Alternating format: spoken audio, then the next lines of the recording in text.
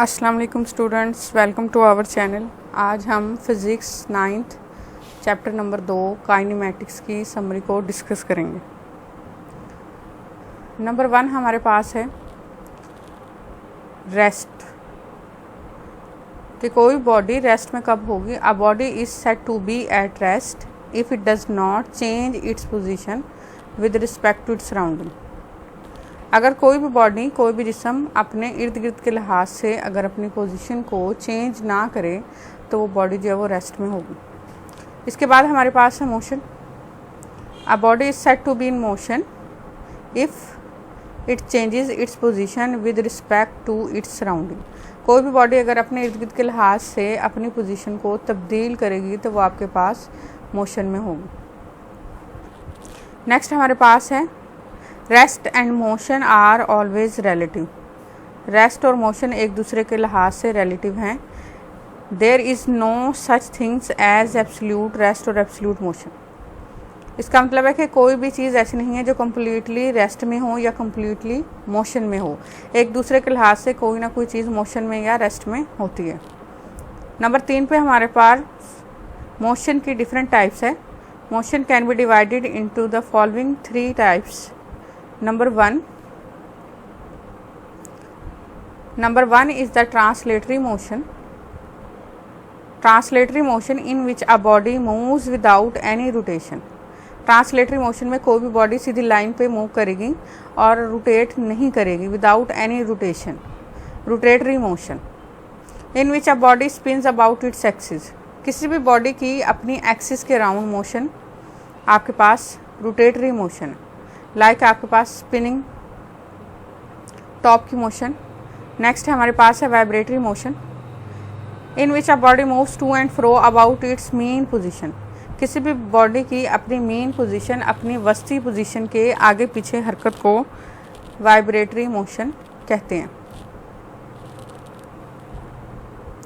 Next हमारे पास physical quantities की 2 types. जैसे फिज़िकल क्वांटिटीज़ में स्केलर्स एंड वेक्टर्स, वो देखेंगे हम कि क्या होते हैं। Physical quantities which are completely described by their magnitude only are known as scalars. ऐसी फिजिकल क्वांटिटीज़ जिसको डिस्क्राइब करने के लिए सिर्फ उसकी मैग्नीट्यूड का पता होना ज़रूरी है, वो आपके पास स्केलर्स कहलाएंगे। फॉर एग्जांपल किसी भी चीज़ का मैस आपके पास, मैस के लिए आपको सिर्फ उसकी न्यूमेरिकल वैल्यू मैग्नीट्यूड का पता होना ज़रूरी है, डायरेक्शन उसके लिए ज़रूरी नहीं है। तो ये आपके पास mass is a scalar quantity. Number 2 हमारे पास है vectors. Physical quantities which are described by their magnitude and direction are called vectors. ऐसी फिजिकल क्वांटिटीज़ जिसको एक्सप्लेन करने के लिए, डिस्क्राइब करने के लिए हमारे पास उसकी मैग्नीट्यूड के साथ साथ डायरेक्शन का पता होना भी ज़रूरी है, तो वो आपके पास वेक्टर्स कहलाएंगे। लाइक फोर्स के लिए आपको उसकी मैग्नीट्यूड का पता होना भी ज़रूरी है और उस डायरेक्शन का पता होना भी ज़रूरी है जिस डायरेक्शन में फोर्स लगाई जा रही है। नेक्स्ट हमारे पास है position. Position means the location of a certain place or object from a reference point. किसी भी ख़ास पॉइंट से किसी भी प्लेस या ऑब्जेक्ट का डिस्टेंस जो है वो आपके पास उसकी पोजीशन को बताता है, उसकी लोकेशन को बताता है। नेक्स्ट हमारे पास है displacement. The shortest distance between 2 point is called displacement. किसी भी 2 पॉइंट्स के दरमियान मुख्तसर तरीन डिस्टेंस, शॉर्टेस्ट डिस्टेंस आपके पास डिस्प्लेसमेंट कहलाए। नेक्स्ट हमारे पास है speed. The distance travelled in a direction by a body in unit time is called speed. किसी भी बॉडी का एक ख़ास डायरेक्शन में यूनिट टाइम में तय किया हुआ फासला आपके पास स्पीड कहलाएगा। Speed is a vector quantity. If the speed of a body does not change with time then its speed is uniform. अगर किसी भी बॉडी की स्पीड आपके पास टाइम के लिहाज से तब्दील नहीं हो रही है तो आपके पास उसकी स्पीड जो है वो यूनिफॉर्म होगी। नेक्स्ट हमारे पास है average speed. Average speed of a body is the ratio of total distance covered to the total time taken. Average speed आपके पास किसी भी बॉडी की टोटल टाइम में आपके पास जितनी वेलोसिटी कवर की गई है, जितनी स्पीड कवर की गई है, उसे टोटल टाइम के ऊपर डिवाइड कर देंगे तो आपके पास एवरेज स्पीड आ जाएगी। अगर आपके पास 2 वेलोसिटीज है v1 और v2 आपके पास, तो v1 plus v2 over time, total time divide करेंगे तो आपके पास एवरेज वेलोसिटी आ जाएगी। नेक्स्ट हमारे पास है वेलोसिटी। वेलोसिटी को कैसे डिफाइन करेंगे? डिस्प्लेसमेंट में चेंज टाइम के लिहाज से आपके पास वेलोसिटी है।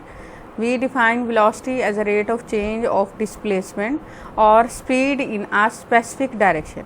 किसी खास डायरेक्शन में आपके पास तय की गई डिस्प्लेसमेंट वेलोसिटी बनाएगी। इसी तरह से हमारे पास एवरेज वेलोसिटी है। Average velocity of a body is defined as the ratio of its net displacement to the total time. Total displacement को टोटल टाइम पे डिवाइड करने से आपके पास एवरेज वेलोसिटी आ जाएगी। नेक्स्ट हमारे पास है if a body covers equal displacement in equal interval of time, interval वक्फा, however small the interval may be, then the velocity is said to be uniform। किसी भी बॉडी की वेलोसिटी यूनिफॉर्म होगी अगर यूनिफॉर्म टाइम में uniform velocity cover हो। अगर कोई बॉडी इक्वल इंटरवल में इक्वल डिस्प्लेसमेंट कवर करे तो आपके पास उसकी वेलोसिटी जो है वो यूनिफॉर्म होगी। अगर 2 मिनट में आपके पास 2 मीटर पर सेकेंड वेलोसिटी किसी भी बॉडी ने की है तो आपके पास नेक्स्ट 2 मिनट्स में भी वो 2 मीटर पर सेकंड की वेलोसिटी से जाए तो आपके पास ये वेलोसिटी जो है वो यूनिफॉर्म होगी। नेक्स्ट हमारे पास है acceleration. The rate of change of velocity of a body is called acceleration. किसी भी बॉडी की एक्सेलरेशन क्या है? आपके पास किसी भी बॉडी की वेलोसिटी को टाइम से डिवाइड करने के बाद आपके पास एक्सेलरेशन आएगी। यानी किसी भी बॉडी की वेलोसिटी में टाइम के लिहाज से तब्दीली जो है वो आपके पास एक्सेलरेशन कहलाएगी। अब हमारे पास यूनिफॉर्म एक्सेलरेशन क्या है? A body has uniform acceleration if it has equal changes in velocity in equal interval of time, however small the interval में बी। किसी भी बॉडी की एक्सेलरेशन आपके पास यूनिफॉर्म होगी अगर वो इक्वल इंटरवल ऑफ टाइम में इक्वल वेलोसिटी से चले। आपके पास ये जो वेलोसिटी का टाइम है वो चाहे कितना मर्जी छोटा हो, यानी कि 2 इवेंट्स के दरमियान आपके पास जो इंटरवल है वो छोटा भी हो सकता है। नेक्स्ट हमारे पास है graph. Graph is a pictorial way of describing information as to how various quantities are related to each other. Graph किसी भी क्वांटिटीज़ को एक्सप्रेस करने का एक तस्वीरी तरीका, एक पिक्टोरियल वे है कि क्वांटिटीज़ एक दूसरे के लिहाज से किस तरह से चेंज हो रही हैं। ग्राफ के ज़रिए आप ये पता लगा सकते हैं। नेक्स्ट हमारे पास है slope of the distance time graph gives the speed of the body. अगर आपने एक ग्राफ प्लॉट किया है जो कि डिस्टेंस और टाइम के दरमियान है तो उस ग्राफ का स्लोप आपको स्पीड देगा, क्योंकि हमने भी पढ़ा है कि स्पीड यूनिट टाइम में कोई बॉडी जितना डिस्टेंस कवर करेगी वो आपके पास स्पीड होगा। इसी तरह से distance time graph provides useful information about the motion of an object. किसी भी ऑब्जेक्ट के मोशन के मुतालिक डिस्टेंस टाइम ग्राफ जो है वो यूजफुल इंफॉर्मेशन देता है। Slope of the distance time graph gives the velocity of the body. अब सिमिलरली अगर आपने ग्राफ प्लॉट किया है जो कि डिस्प्लेसमेंट और टाइम के दरमियान है तो आपको पता है कि यूनिट टाइम में कोई भी बॉडी जितनी डिस्प्लेसमेंट कवर करेगा तो वह आपके पास वेलोसिटी होगी। तो इस तरह से डिस्प्लेसमेंट टाइम ग्राफ से आप किसी भी बॉडी की वेलोसिटी को निकाल सकते हैं। नेक्स्ट हमारे पास है distance covered by a body is equal to the area under the speed time graph.